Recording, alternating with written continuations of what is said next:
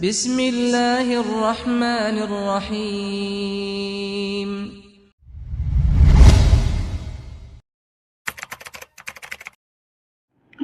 Bismillahirrahmanirrahim. Assalamualaikum warahmatullahi wabarakatuh.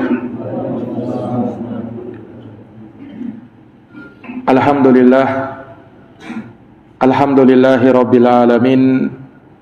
Wabihi nasta'inu ala umuri dunya waddin. Ashhadu an la ilaha illallah wahdahu la syarikalah, ilahul awwalina wal akhirin. Wa ashhadu anna Muhammadan abduhu wa rasuluhu as-sadiqul amin.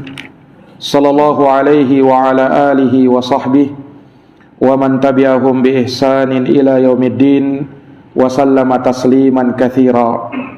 Subhanaka la ilma lana illa ma 'allamtana innaka antal alimul hakim. Allahumma 'allimna ma yanfa'una wanfa'na bima 'allamtana wa zidna ilman ya karim. Rabbi shrah li sadri wa yassir li amri wahlul 'uqdatan min lisani yafqahu qawli. Amma ba'd. Ma'asyiral muslimin wal muslimat, hadirin wal hadirat, Bapak Ibu, saudara-saudari jamaah salat maghrib yang dirahmati dan dimuliakan oleh Allah. Alhamdulillahi bi ni'matihi tatimmus shalihat. Segala puji hanya bagi Allah yang dengan nikmat-nikmatnya tertunai segala amal-amal kebajikan.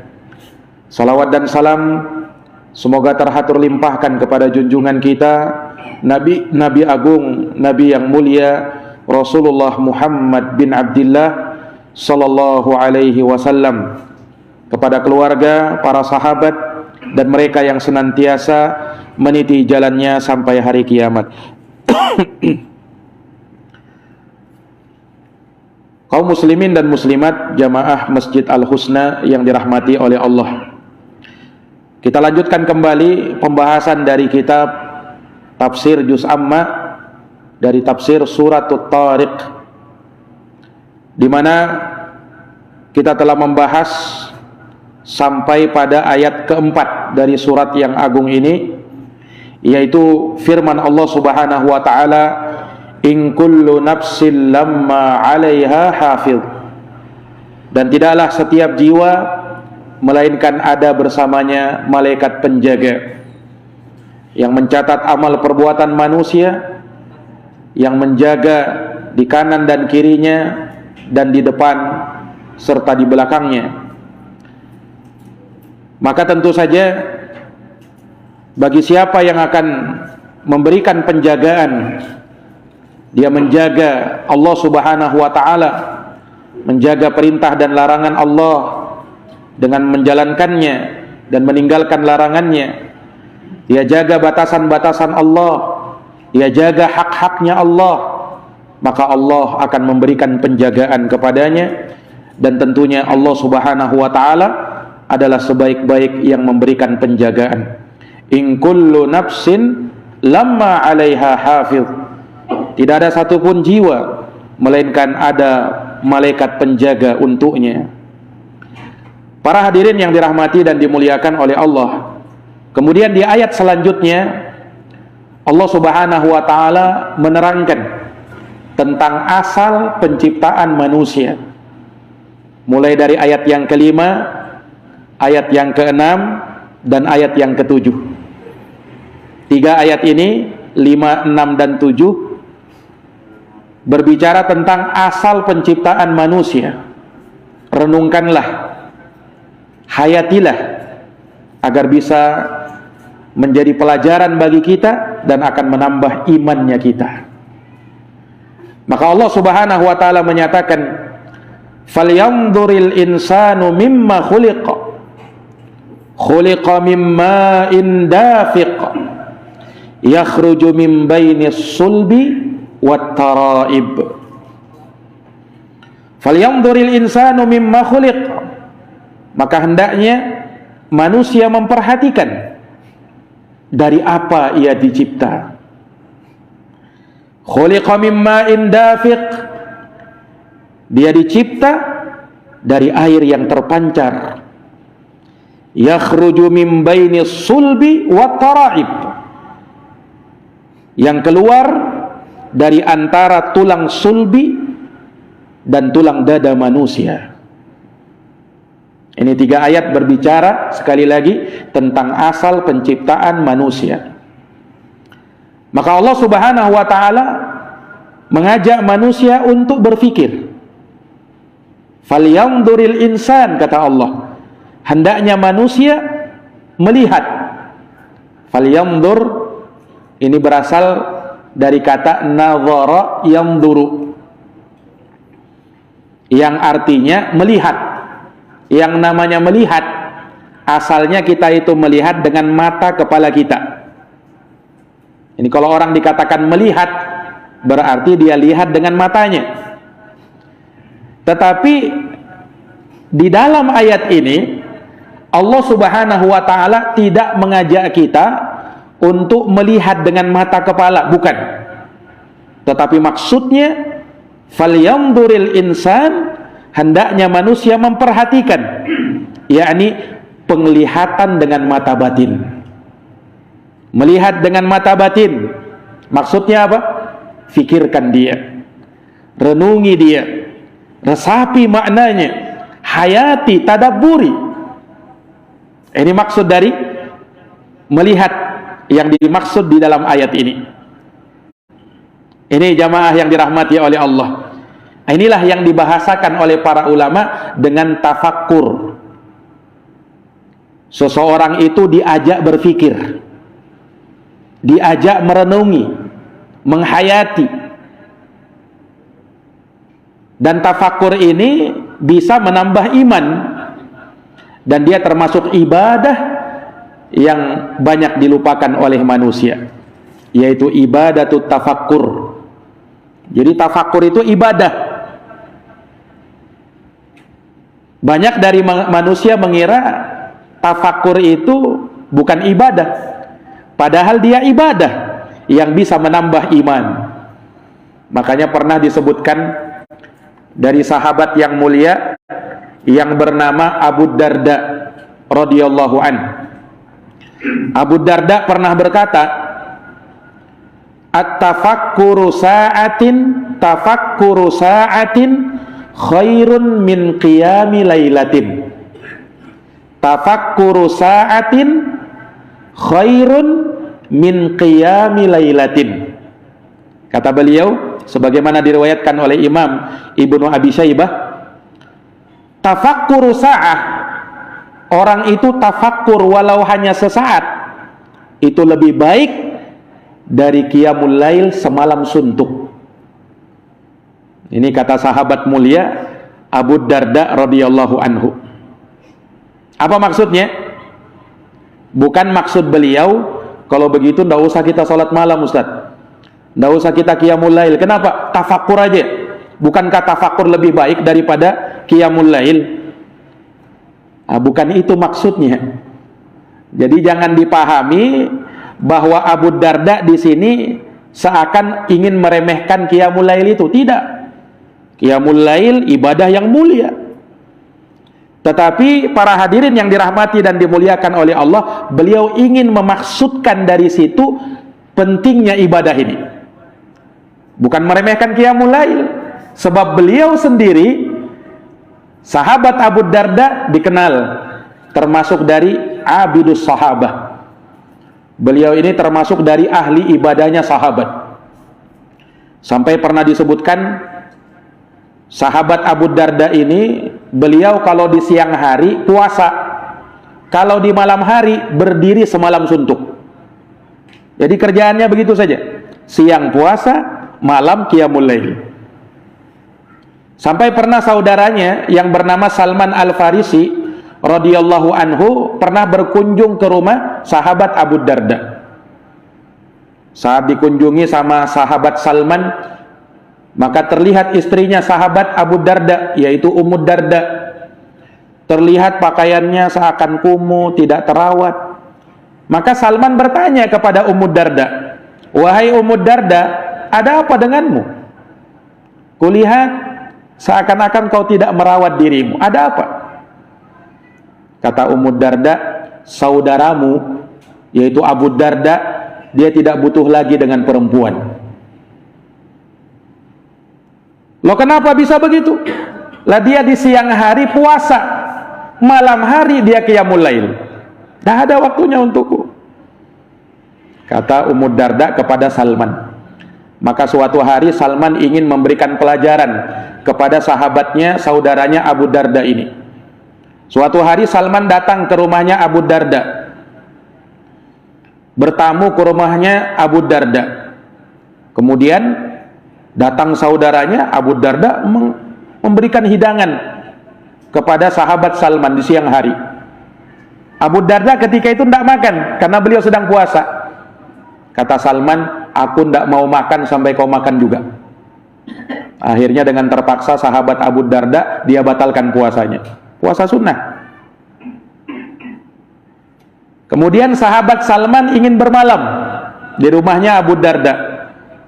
Maka belum lama ya beristirahat di malam hari, tiba-tiba Abu Darda langsung mau qiyamul lail. Ditahan tangannya oleh sahabat Salman. Nanti dulu, belum saatnya. Tidur dulu, kata sahabat Salman. Akhirnya tidur sahabat Abu Darda. Tidak beberapa lama lagi Abu Darda bangun lagi. Ditahan lagi sama sahabat Salman. Jangan dulu, belum, nanti, tidur dulu. Ini Salman ingin memberikan pelajaran. Tidak beberapa lama lagi bangun lagi sahabat Abu Darda ini. Ditahan lagi sama sahabat Salman. Sampai pada akhirnya ketika di sepertiga malam terakhir barulah Salman bangun dan membangunkan saudaranya Abu Darda. Kata beliau, inilah saatnya kita bangun qiyamul lail. Setelah itu mereka sholat. Selesai sholat, maka sahabat Salman Al-Farisi berkata kepada Abu Darda, inna li rabbika alaika haqqa wa li nafsika alaika haqqa wa li ahlika alaika haqqa fa'ati kulladhi haqqin haqqa. Kata sahabat Salman, sesungguhnya wahai saudaraku Abu Darda, Tuhanmu punya hak yang harus kau tunaikan. Dirimu punya hak yang juga harus kau tunaikan. Istrimu juga punya hak yang harus kau tunaikan. Maka tunaikanlah hak itu sesuai dengan apa yang Allah Subhanahu wa ta'ala perintahkan. Masing-masing tunaikan. Jangan kau berat sebelah. Kata sahabat Salman Al-Farisi radhiyallahu an. Beliau ingin memberitahukan kepada sahabat Abu Darda bahwasanya kau ibadah bagus, tapi jangan kau kesampingkan duniamu. Jangan kau lupakan duniamu, ada istrimu, ada anakmu. Itu juga kau butuh perhatikan. Bahkan dirimu kau juga butuh perhatikan. Butuh istirahat. Jangan beribadah terus. Ini jamaah sekalian yang dirahmati oleh Allah. Maka akhirnya, ini kan baru cerita mereka berdua.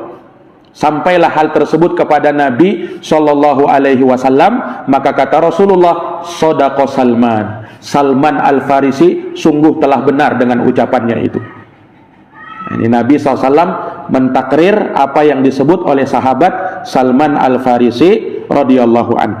Asyahidnya di sini, sahabat Abu Darda yang mengucapkan kalimat ini bertafakkur sesaat lebih baik dari qiyamul lail semalam suntuk. Beliau ini orang yang sangat memperhatikan qiyamul lail.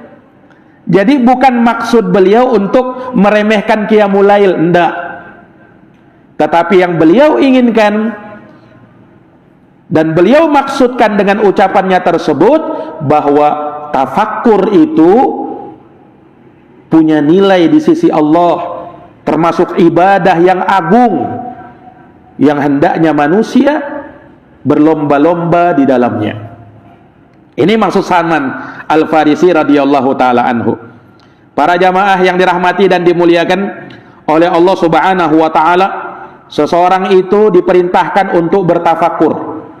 Bahkan di dalam ayat yang sudah beberapa kali kami bacakan, Allah Subhanahu wa taala berfirman, "Inna fi khalqis samawati wal ard wa ikhtilafil laili wan nahar la ayatin liulil albab alladzina yadhkurunallaha qiyama wa qu'uda wa 'ala junubihim wa yatafakkaruna fi khalqis samawati wal ard Rabbana ma khalaqta hadza batila subhanaka faqina adzabannar. Allah menyatakan, sesungguhnya dalam penciptaan langit dan bumi dan persilih gantian malam dan siang terdapat tanda-tanda kekuasaan Allah bagi orang yang mau berfikir, yaitu orang-orang yang mereka berzikir kepada Allah, mengingat Allah baik di saat berdiri, di saat duduk maupun di saat berbaring. Kemudian apa? Wa yatafakkaruna fi khalqis samawati wal ard. Mereka pun bertafakkur, memikirkan penciptaan langit dan bumi. Nah, ini tafakkur ini. Dia pikirkan ayat-ayat Allah, ayat-ayat kauniyah. Sehingga dari sana ia pun berkata, Rabbana ma khalaqta hadza batila. Wahai Tuhan kami, tidaklah kau ciptakan semua ini sia-sia. Subhanaka faqina adzabannar. Maha suci engkau wahai Tuhan kami, maka lindungilah kami dari azab api neraka. Ini ayat yang berbicara tentang tafakkur. Dan masih banyak lagi. Seperti misalnya Allah Subhanahu wa taala sebutkan di dalam Quran dalam surat Ar-Ra'd ayat yang ketiga. Allah Subhanahu wa taala menyatakan, wa huwallazi maddal arda wa ja'ala fiha rawasiya wa anhara wa min kulli tsamarat ja'ala fiha zawjayn itsnain yughshil laila an-nahara inna fi dzalika laayatin liqaumin yatafakkarun. Kata Allah Subhanahu wa taala, sesungguhnya Allah dialah yang telah membentangkan bumi, kemudian menjadikan di dalamnya ada gunung-gunung, ada sungai-sungai, dan darinya Allah ciptakan buah-buahan yang sangat banyak yang berpasang-pasangan. Allah tutup malam dengan siang, demikian pula sebaliknya. Maka sungguh pada yang demikian itu terdapat tanda-tanda kekuasaan Allah bagi siapa? Liqaumi yatafakkarun, bagi kaum yang mereka bertafakkur, memikirkan penciptaan langit dan bumi. Tafakkur itu artinya merenungi, memikirkan, meresapi, menghayati. Ini jamaah yang dirahmati oleh Allah. Di ayat yang lain Allah Subhanahu wa taala berfirman dalam surat Al-Jathiyah ayat 13, wa sakhkhara lakum ma fis samawati wa ma fil ardi jami'an min inna fi dzalika laayatin liqaumin yatafakkarun. Allah yang menundukkan untuk kalian semua yang ada di langit dan semua yang ada di bumi, semuanya dari Allah. Sesungguhnya pada yang demikian itu terdapat tanda-tanda kekuasaan Allah bagi siapa? Liqaumin yatafakkarun. Lagi-lagi bagi kaum yang bertafakkur. Ini jamaah sekalian. Jadi sangat banyak Allah Subhanahu wa taala menyebutkan ibadah tafakkur ini. Tafakkur itu ada dalam dua hal kata ulama. Tafakkur pada ayatun syar'iyatun, memikirkan ayat-ayat Allah, ayat syariah, maksudnya Quran dan hadis. Nah, kegiatan kita malam hari ini mentafsirkan Quran, ini namanya tafakkur juga. Tafakkur terhadap apa? Terhadap ayat-ayat Allah. Bukan sekedar dibaca, bukan sekedar ditahu terjemahannya, tapi ditahu makna yang terkandung di dalamnya. Ini namanya tafakkur juga. Ini tafakkur dengan ayat-ayat Allah. Ini jamaah yang dirahmati dan dimuliakan oleh Allah Subhanahu wa taala. Makanya tentang tafakkur dengan ayat-ayat Allah, Allah berfirman dalam Quran, "Kitabun anzalnahu ilaika mubarakun liyadabbaru ayatihi wa liyatadzakkara ulul albab." Quran kata Allah, kami turunkan kepadamu wahai Muhammad, Quran yang diberkahi. Iya, Quran yang diberkahi. Allah turunkan liyadabbaru ayatihi, agar kalian memikirkan ayat-ayatnya, mentadaburi ayat-ayatnya. Iya, dan agar bisa menjadi peringatan bagi orang-orang yang berfikir. Ini para jamaah yang dirahmati dan dimuliakan oleh Allah. Dan termasuk dari bentuk tafakkur ini, kita memikirkan apakah amal-amal yang sudah kita lakukan sudah cukup menjadi bekal kita di hari kemudian, Apakah amal-amal soleh kita sudah lebih banyak daripada amal buruk yang pernah kita kerjakan, dosa-dosa dan pelanggaran kita? Nah, ini butuh tafakur juga ini. Kita introspeksi diri. Sudah seberapa besar amalan yang kita lakukan? Renungi dia. Nah, ini yang Allah firmankan dalam Quran, ya ayyuhalladzina amanuttaqullah wal tanzur nafsum ma qaddamat lighadin wattaqullah innallaha khabirum bima ta'malun. Wahai orang-orang yang beriman, bertakwalah kamu kepada Allah, dan hendaknya setiap jiwa memikirkan, memperhatikan, melihat apa yang sudah ia persembahkan dari amalan-amalan untuk negeri akhirat. Nah, ini butuh tafakur juga ini. Ini butuh tafakur juga.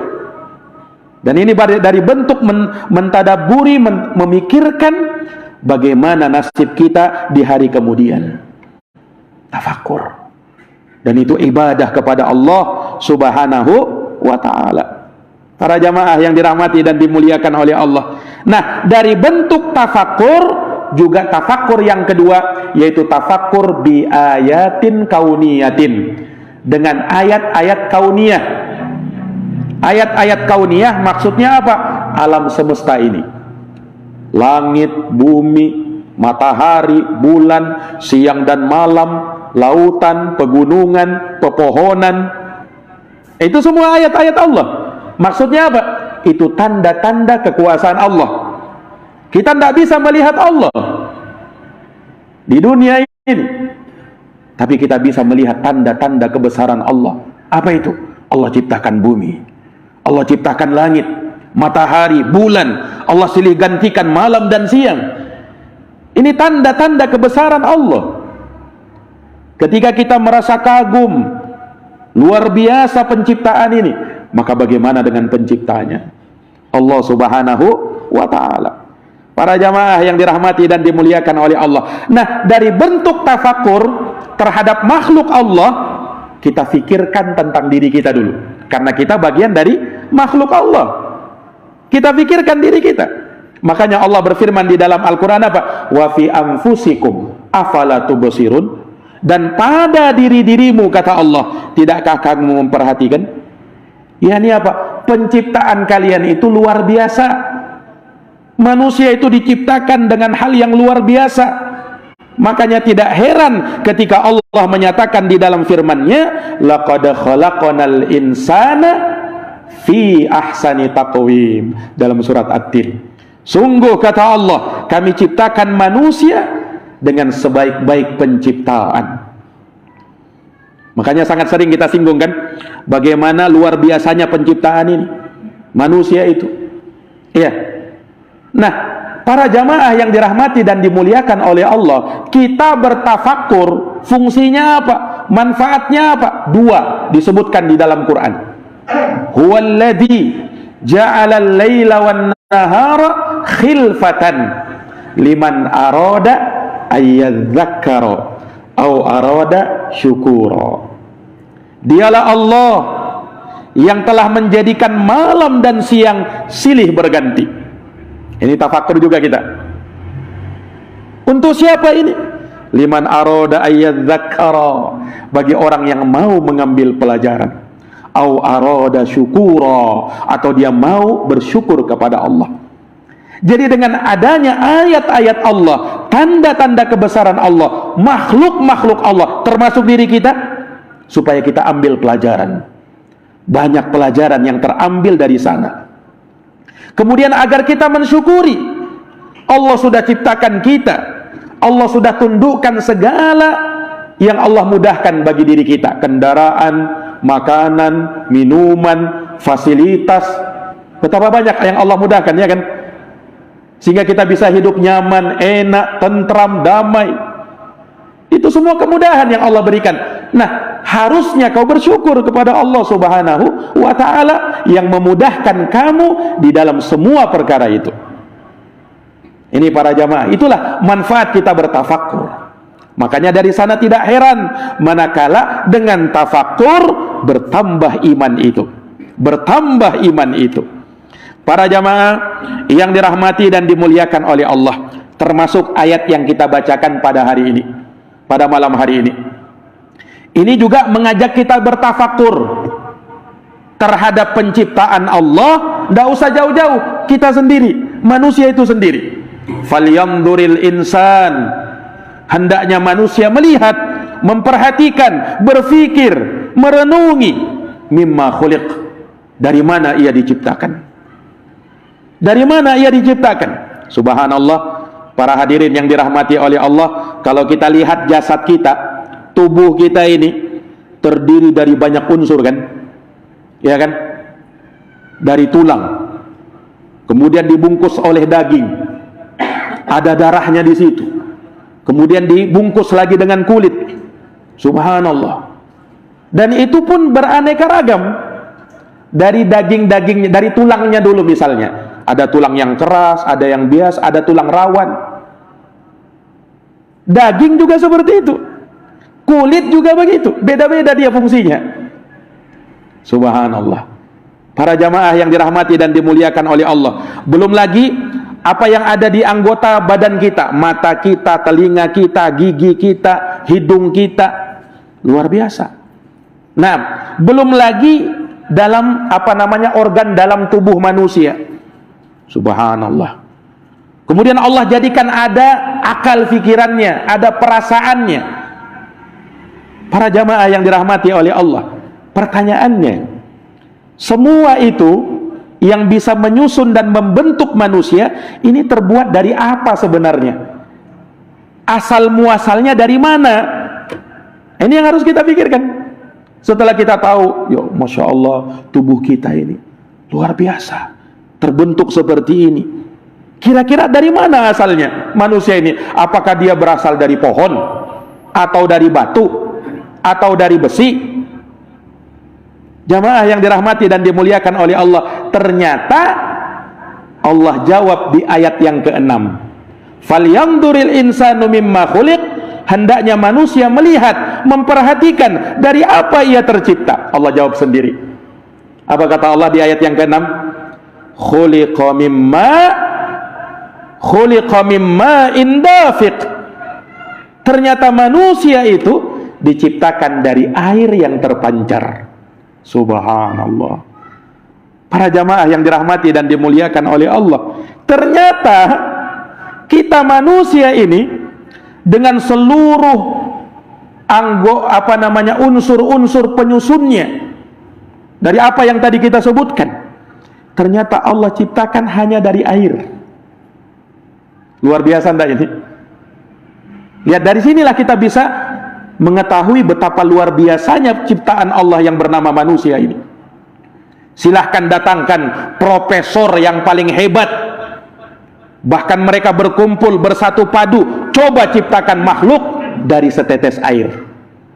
Silahkan pilih dari air apapun itu, bisa enggak?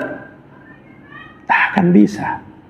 Karena yang bisa hanya Allah Subhanahu wa ta'ala yang menciptakan manusia sedemikian rupa. Para jamaah yang dirahmati dan dimuliakan oleh Allah, ini jamaah, jadi Allah ciptakan kita dari setetes air, ma'in dafiq, airnya memancar. Para jamaah, ulama tafsir mengatakan bahwasanya manusia tercipta dan tersusun dari air yang terpancar, maksudnya dari air mani. Yang air mani itu terpancar dari seorang laki-laki dan seorang perempuan, yang mana dari keduanya lah tercipta seorang anak. Lahirlah manusia dengan izin Allah Subhanahu wa ta'ala. Jadi dari percampuran air laki-laki dan air perempuan. Makanya disebutkan dalam ayat yang lain, kan? Disebut dalam surat Al-Insan, Allah berfirman, Inna khalaqanal insana min nutfatin amsyaj nabtalihi faja'alnahu sami'an basira. Dalam surat Al-Insan Allah menyatakan, sesungguhnya kami, kata Allah, menciptakan manusia min nutfatin amsyaj. Apa itu? Dari setetes air Amsyaj artinya yang bercampur. Maksudnya apa? Percampuran antara air mani laki-laki dan air mani perempuan. Terciptalah manusia. Subhanallah. Betapa hebatnya ciptaan Allah Subhanahu wa taala, yang Allah ciptakan hanya dari setetes air yang bercampur. Para jamaah yang dirahmati dan dimuliakan oleh Allah Subhanahu wa taala, maka Allah kabarkan di dalam ayat ini, asal muasal penciptaan manusia itu awalnya ia dari setetes air yang hina. Subhanallah. Para jamaah yang dirahmati dan dimuliakan oleh Allah, di ayat selanjutnya, ayat yang ke-7, Allah jelaskan, Pak. Subhanallah. Ini kalau kita kaji Quran ini, kita bisa dapat juga ilmu pengetahuan di dalamnya. Ya, yang pada hari ini baru bisa dibuktikan oleh manusia. Allah Subhanahu wa taala turunkan Quran ini 15 abad yang lalu. Lihat, dari mana air itu? Allah sebutkan dalam ayat yang ke-7. Yakhruju min baini sulbi wat taraib. Apa artinya itu? Air itu, kata Allah, keluar dari antara tulang sulbi manusia, yakni tulang punggung manusia dan tulang dada manusia. Dijelaskan oleh para ulama ahli tafsir, maksudnya ai mim baini sulbir rajuli wa taraibul mar'ati, yakni airnya laki-laki itu keluar asal muasalnya dari tulang punggung ternyata. Nah, jadi maaf Pak, air mani itu yang keluar ya, itu asal muasalnya dari mana? Dari tulang punggung. Dari tulang punggung kemudian sampai ke bawah, kemudian sampai ke kemaluan, baru dia keluar. Subhanallah. Itu kalau laki-laki. Kalau perempuan, wat taraib. Dari taraib itu dari kata taribah, yakni maudhi'ul qiladah min sadril mar'ah ma baina sadjaiha, yakni tempat wanita biasa mengalungkan kalungnya, yaitu berada di antara dadanya, yakni dada. Taraib maksudnya tulang dada. Nah, disinilah terjadi perbedaan antara, maaf sekali lagi, mani laki-laki dan mani perempuan. Kalau maninya laki-laki itu keluar dari tulang asal muasalnya dari mana? Tulang punggungnya.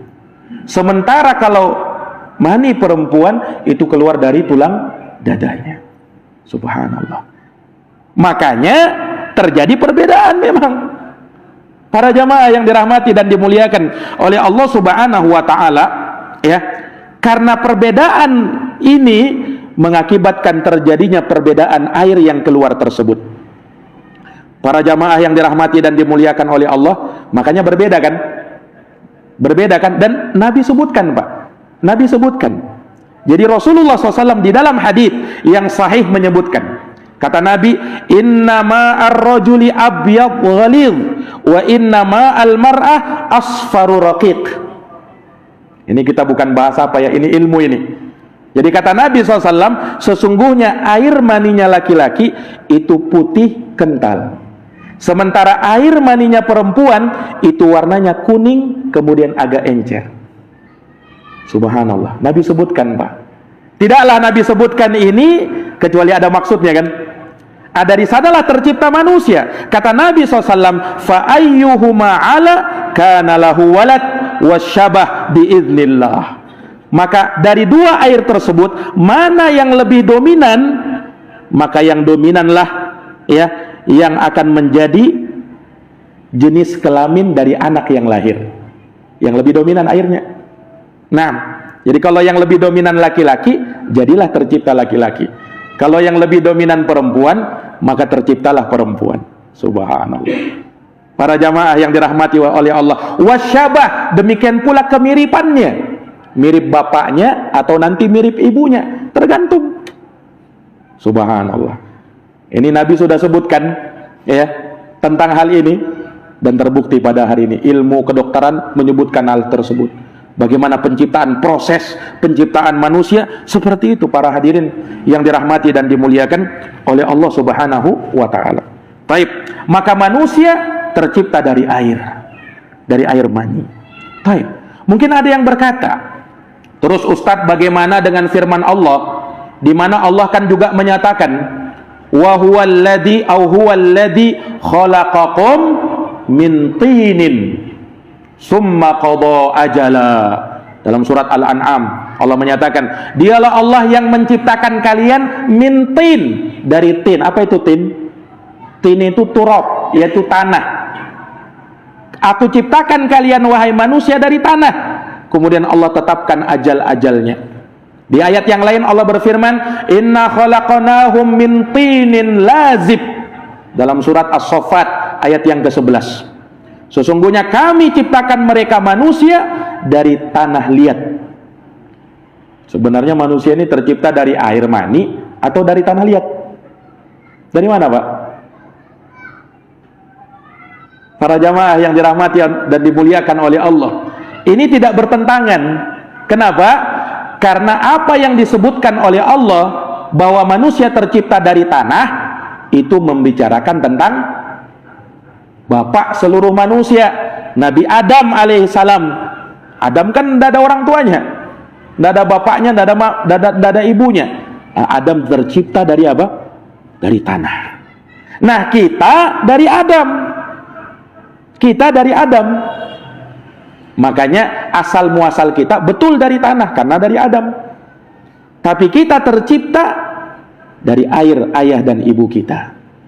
Ini para jamaah yang dirahmati oleh Allah. Makanya kalau kita perhatikan dalam Quran, Pak, dalam surat As-Sajdah Allah berfirman, wa bada'a khalqal insani min tinin thumma ja'ala naslahu min sulalatin mimma immahin.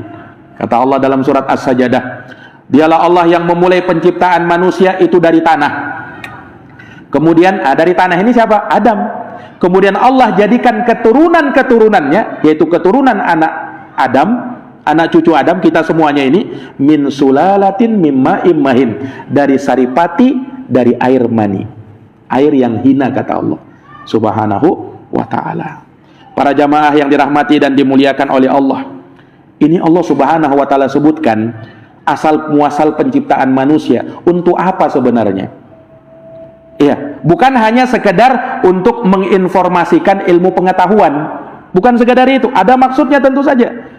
Iya, ketika Allah kabarkan bahwa asal muasal manusia tercipta seperti ini dari air mani, ya, maka jamaah sekalian yang dirahmati dan dimuliakan oleh Allah, kita bisa tahu betapa hinanya kita di sisi Allah subhanahu wa ta'ala. Kenapa? Kita tercipta dari itu, yang mana kalau kita sebut kadang kita minta maaf dulu.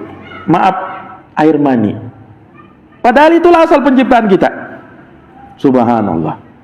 Dari air yang hina. Jamaah yang dirahmati dan dimuliakan oleh Allah. Nah, kalau misalnya air itu nempel di baju kita, oh kita cepat-cepat menghilangkan itu. Jangan sampai kelihatan orang, malu kita kalau kelihatan orang. Iya kan? Kenapa? Allah katakan mimma immahin, dia mahin itu hina, air yang hina. Orang ya bahkan kita pun merasa jijik dengannya. Padahal itulah penciptaan kita. Subhanallah. Para jamaah yang dirahmati dan dimuliakan oleh Allah, maka ini memberikan pelajaran kepada kita agar manusia itu jangan pernah sombong. Sombong dengan kekuatannya, sombong dengan kehebatannya, sombong dengan ototnya, sombong dengan akalnya, sombong dengan hartanya, kedudukannya, ketampanannya, kecantikannya. Tidak ada guna kesombongan-kesombongan itu. Kenapa? Kamu tercipta dari air yang hina. Kamu tercipta dari air yang hina. Makanya pernah ada salah seorang di hadapan ulama dengan sombongnya berkata, tidak tahukah kamu siapa saya ini? Dia ingin menyombongkan diri. Kata ulama ini, saya tahu kamu. Kamu itu tercipta, kamu itu lahir, kamu itu keluar dari jalur keluarnya air seni 2 kali. Kemudian di dalam perutmu itu ada kotoran. Nah, itulah hakikat dirimu. Kata ulama tadi. Dia ingin menyombongkan diri. Untuk apa kau sombong? Nah, sebagian ulama mengatakan bahwa manusia itu awaluhu nutfah wa akhiruhu jifah. Manusia itu awalnya hina, akhirnya juga orang jijik, jadi bangkai. Manusia kan begitu kan? Apa yang mau kau sombongkan? Subhanallah. Inilah yang Allah, pesan yang Allah ingin sampaikan kepada kita, para hadirin yang dirahmati dan dimuliakan oleh Allah Subhanahu wa taala, agar jangan kau sombong. Kita ini sama-sama dari tanah. Kita menginjak tanah dan akan bakal kembali ke tanah. Para jamaah yang dirahmati dan dimuliakan oleh Allah, sehingga apa gunanya kau sombong? Apa gunanya kau sombong? Para jamaah yang dirahmati dan dimuliakan oleh Allah, makanya Allah Subhanahu wa taala perintahkan kita untuk tawadhu. Belajarlah untuk tawadhu. Tawadhu itu apa? Merendah. Merendah.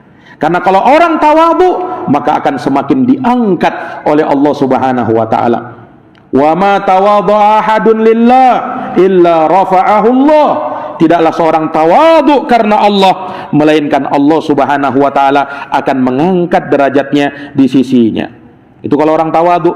Kalau orang merasa tinggi, merasa sombong, hebat, maka Allah akan jatuhkan dia. Allah akan rendahkan dia. Allah akan jatuhkan dan hinakan dirinya. Para jamaah yang dirahmati dan dimuliakan oleh Allah, para ulama ketika menyebutkan, sebagian ulama menyebutkan terkait dengan ayat ini, Pak, ini ada sabab nuzulnya. Disebutkan oleh Ikrimah rahimahullah, sebagaimana yang dinukil oleh Imam As-Suyuti dalam kitabnya Ad-Durrul Mansur, bahwasanya ayat ini turun karena ada seorang laki-laki dari kaum musyrikin yang bernama Abul Asyuddain. Namanya siapa? Abul Asyuddain. Orang ini pernah di tengah orang Arab, dia berdiri, dia hamparkan kulit hewan, dia berdiri di atasnya. Kemudian dia bilang apa? Dia mau ingin unjuk kekuatan orang ini. Dia berkata, Inna Muhammadan yaz'umu anna khazanata jahannam tis'ata asyar. Sesungguhnya Muhammad mengatakan bahwasanya, katanya apa? Neraka jahanam itu ada 19 malaikat yang menjaganya. Ya kan, Pak? Disebut dalam Quran ya, dalam surat Al-Mudaththir. Wa ma adraka ma saqar la tubqi wa la tadar lawahatul lil bashar 'alaiha tis'ata asyar. Ini yang Allah sebut dalam surat Al-Mudaththir. Tahukah kamu apa itu neraka sakar? Dia tidak akan meninggalkan dan tidak akan membiarkan.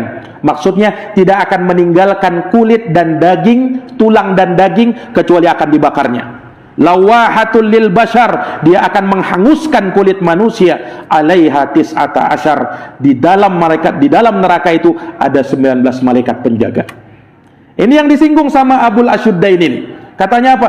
Muhammad itu bilang bahwasanya di neraka ada 19 malaikat penjaga.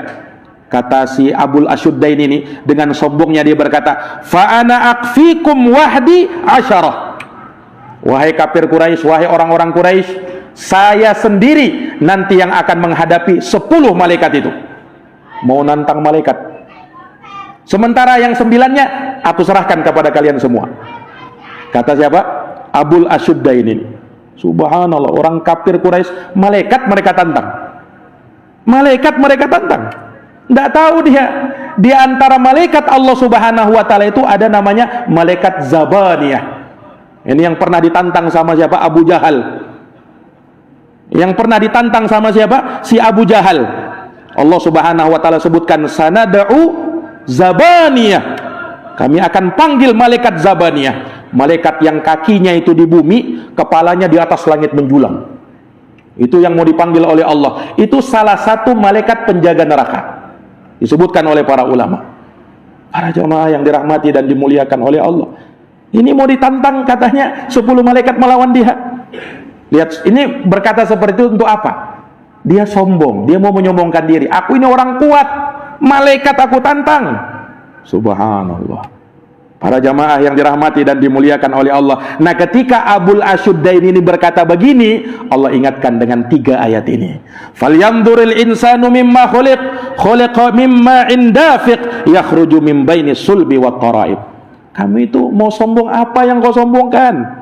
Nah, jadi seakan Allah ingin mengatakan kepada dia, kamu itu apa yang mau kau sombongkan? Kau itu tercipta dari air yang hina. Subhanallah. Manusia ini memang begitu, Pak. Dia tercipta dari air, tapi bisa tumbuh menjadi manusia yang hatinya keras bagaikan batu. Waliyatubillah. Para jamaah yang dirahmati dan dimuliakan oleh Allah Subhanahu wa taala. Maka ini pelajaran yang bisa kita ambil dari apa yang Allah Subhanahu wa taala sebutkan di ayat-ayat yang mulia ini, supaya kita jangan sombong. Nah, ini para jamaah, supaya kita tahu asal kita dicipta itu dari mana. Memang sekarang Masya Allah orang berotot, punya kekuatan, tapi ingat asalmu juga dari apa. Para jamaah yang dirahmati dan dimuliakan oleh Allah, maka ini sebagai pelajaran bagi kita semuanya. Mudah-mudahan bisa diambil hikmah dan pelajarannya. Jazakumullah khairan atas perhatiannya. Mohon maaf atas segala kekurangannya. Kita akhiri dan kita tutup dengan doa kafaratul majelis. Subhanakallahumma wa bihamdika asyhadu an la ilaha illa anta astaghfiruka wa atubu ilaik. Subhana rabbika rabbil izzati amma yasifun wa salamun alal mursalin walhamdulillahi rabbil alamin. Wassalamu alaikum warahmatullahi wabarakatuh.